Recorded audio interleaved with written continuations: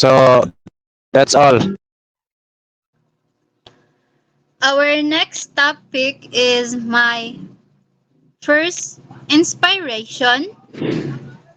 This is a heartfelt poem where Rizal expresses gratitude to the person who first inspired his love for writing and learning. This will be presented by Lianos and Pipito. Let's have Jack Lianos to report. Thank you, Miss. My first inspiration. So, a background of the literary piece, this poem written by Jose Rizal at a younger age is dedicated to his mother, Chodora Alonso. So, Rizal, so yan ang gidedicate sa iyang mama nga si Chodora Alonso. Yeah. The text emphasized that Chodora was Rizal's first teacher. So, nahimo siyang first teacher niya. Gitudluan siya kuan how his early education gitudluan siya og kuan teaching him foundational skills like reading, writing niya, also instilling instilling moral values niya. Ang poem objectives kay kuan first kay to express son's deep love and appreciation for his mother. Sumato gratitude. So iyang gi-express iyang kuan pagigugma og pasalamat sa iyang inahan. Nya. Next is kuan to recognize the role of mother in shaping character and intellect. So kuan para ilhon ang mga para maila nga ang inahan mao ang sentro sa kuan pag-form sa kinaiya sa o kaalam sa usa ka tawo. Next is to highlight the importance of family in personal development. So kuan para hatagan og kuan personal nga kalambuan ug pag-ayo sa impluwensya sa pamilya. So next.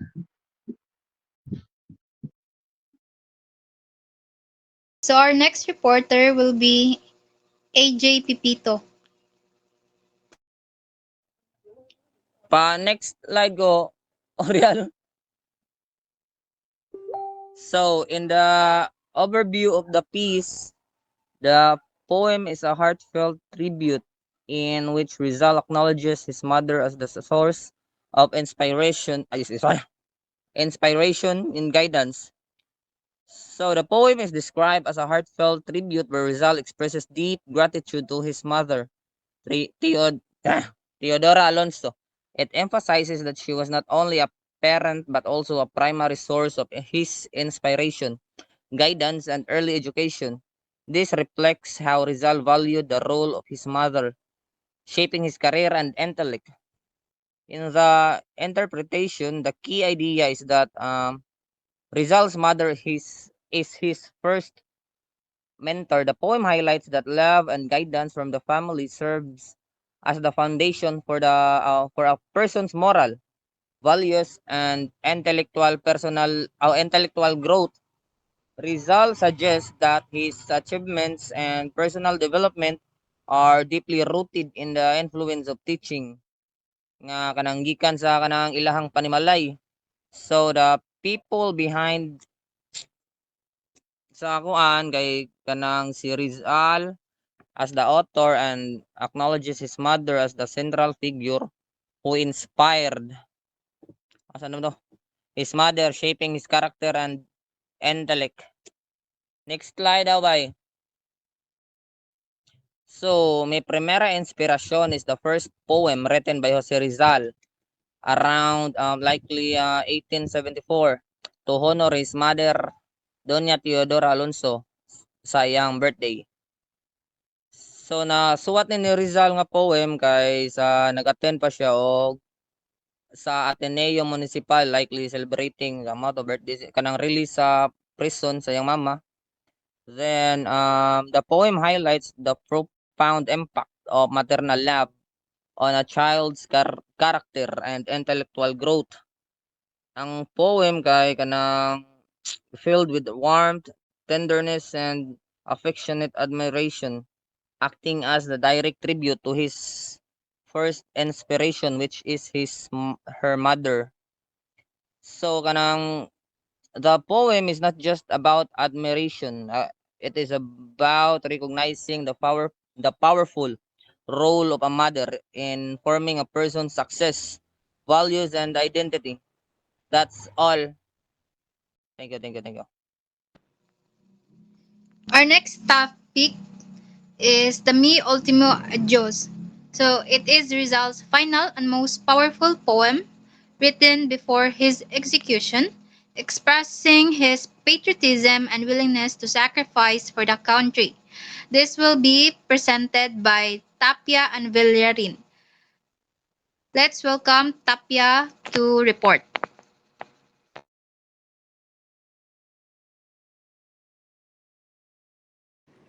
Okay, Mi Ultimo Adios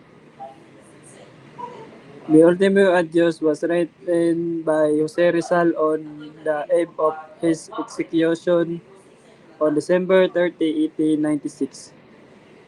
It was hidden inside an alcohol lamp and later discovered by his family after his death.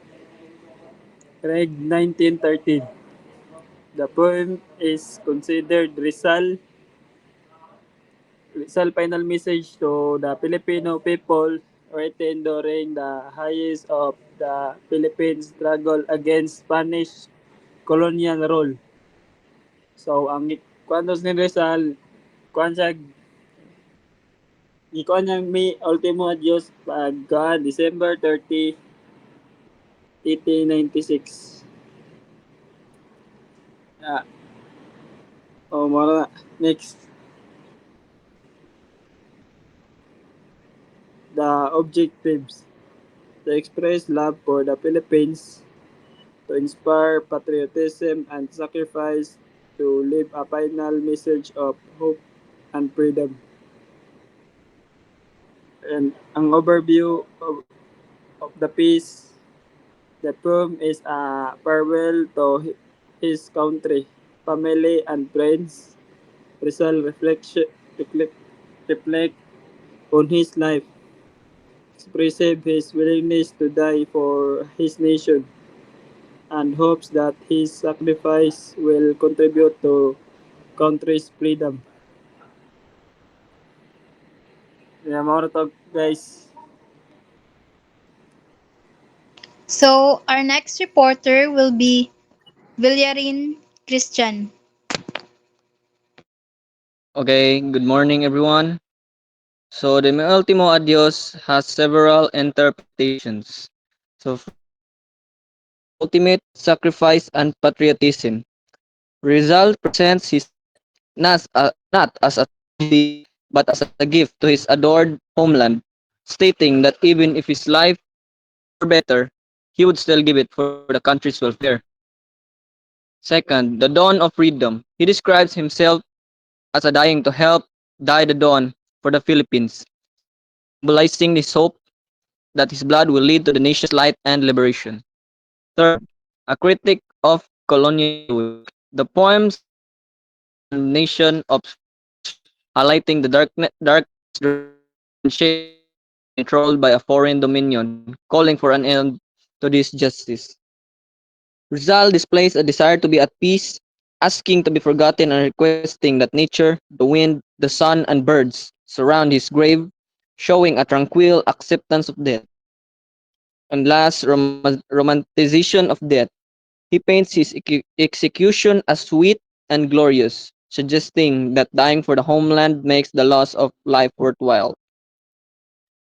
So the poem was originally Spanish, mostly hidden in alcohol. Wala din ini. So people behind the writing. So first, si Rizal mismo. He wrote it when before the day of his execution in 1896. And Narcisa Rizal, who helped recover the poem, and Trinidad Rizal received the hidden manuscript. So nakuha ni nila ang poem ni Rizal after nga mamatay siya kay katong before nga sa iyang execution nibisita man niyang mama kuyog si Trinidad og si Trinidad og iyang mga igsoon didto sa Fort Santiago nibisita niya nya naay gihonghong si Rizal sa kang Trinidad nga naa kuno sa naa kunoy something sa lamp. So moto ang iyang hint. Moto nakuha nilang Trinidad ang manuscript. Next slide.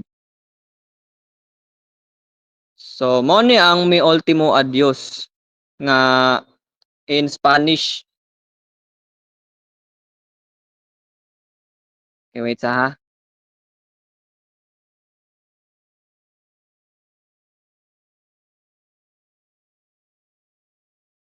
Saan na to? So the opening stanza sets the tone, a gentle prayer, an offering of life, and an unshaken sense of purpose. Rizal transforms the idea of sacrifice into something noble. For him, death gains meaning only when it serves the homeland. He envisions his blood illuminating the dawn, his memory living through wind, moonlight, and birdsong, and his voice whispering across the land even after he's gone. So the Spanish text also reveals his intimacy. Rizal speaks to childhood friends, to parents and siblings, and perhaps most poignantly, to an unnamed Dulces Extrañanos. Scholars often interpret as Josephine Bracken. These lines humanize the hero and emphasize that martyrdom did not erase his affections. After a century after it was written, Mi Ultimo Adios remains one of the foundational literary works in Philippine history. It is the crystallization of Rizal's ideals, love of country, intellectual courage, moral clarity, and the belief that freedom requires both struggle and sacrifice. The poem lives on because it speaks not only of death, of hope, the hope a nation may rise through the dignity and conscience of its people. So, in summary, Ultimo Adios is Jose Rizal's 14 stanza poem written before his 1896 execution, serving as a profound final testament of patriotism, love for the Philippines, and acceptance of death. It is interpreted as a supreme act of sacrifice, urging national liberation while transforming his legal execution into a triumphant martyrdom for the nation's independence. And that's all. Thank you. Mi ultimo adios. So that would be all for our group 2. Any questions? Wala na. So that would be all. Thank you. Goodbye. Diyan nagtatapos. Mi ultimo adios.